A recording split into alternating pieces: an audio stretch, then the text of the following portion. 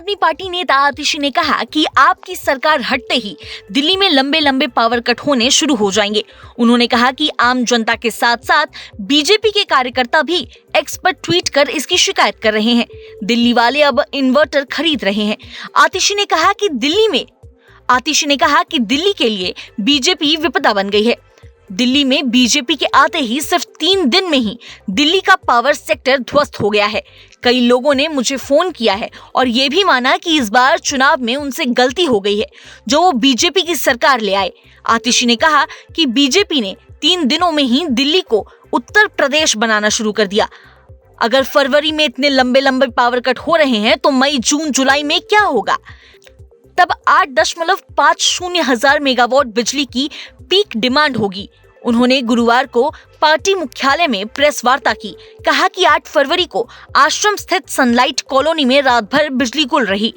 9 फरवरी को मोहन गार्डन के सैनिक एनक्लेव में 4 घंटे के लिए बिजली चली गई।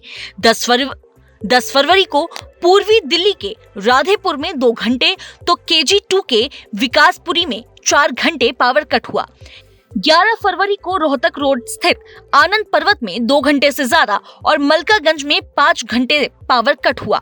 12 फरवरी को तिलक नगर में 1 घंटे बिजली गई तो उत्तम नगर के विकास नगर एक्सटेंशन में रात भर बिजली गायब रही। उन्होंने कहा कि बड़ी दिलचस्प बात है कि बीजेपी के एक पदाधिकारी ने भी ट्वीट कर कहा कि संगम विहार इलाके में 6 घंटे से ज्यादा पावर कट हुआ। आतिशी ने बताया कि ईस्ट, वेस्ट, नॉर्थ और साउथ दिल्ली समेत अलग अलग हिस्सों से लोग BSES और टाटा पावर को अपने कनेक्शन नंबर के साथ ट्वीट कर पावर कट की जानकारी दे रहे हैं। ये दिखाता है कि अरविंद केजरीवाल के नेतृत्व वाली आम आदमी पार्टी की सरकार लगातार रोजाना एक घंटे पर बिजली इंफ्रास्ट्रक्चर और पावर सेक्टर को मॉनिटर कर रही थी ताकि जनता को 24 घंटे बिजली मिल सके। आतिशी ने बताया कि मुझे पूरी दिल्ली के अलग अलग इलाकों से लोगों के कॉल्स आ रहे हैं। बुधवार रात को मयूर विहार फेज 3 से एक शख्स ने बताया कि 10 साल के बाद वो इन्वर्टर खरीद लाए हैं क्योंकि उनकी बेटी का बोर्ड एग्जाम है। संगम विहार, उत्तम नगर, विकासपुरी के लोग इन्वर्टर खरीद रहे हैं। आतिशी ने कहा कि 1993 से 1998 तक बीजेपी दिल्ली की सत्ता में थी, तब भी पावर सेक्टर का बुरा हाल था। आज बीजेपी की 20 राज्यों में सरकार है और वहां बिजली का यही हाल है। आतिशी ने कहा कि 8 फरवरी को काउंटिंग के समय ही बीजेपी ने मंत्रियों के ऑफिस पर ताला लगाने का आदेश दे दिया था।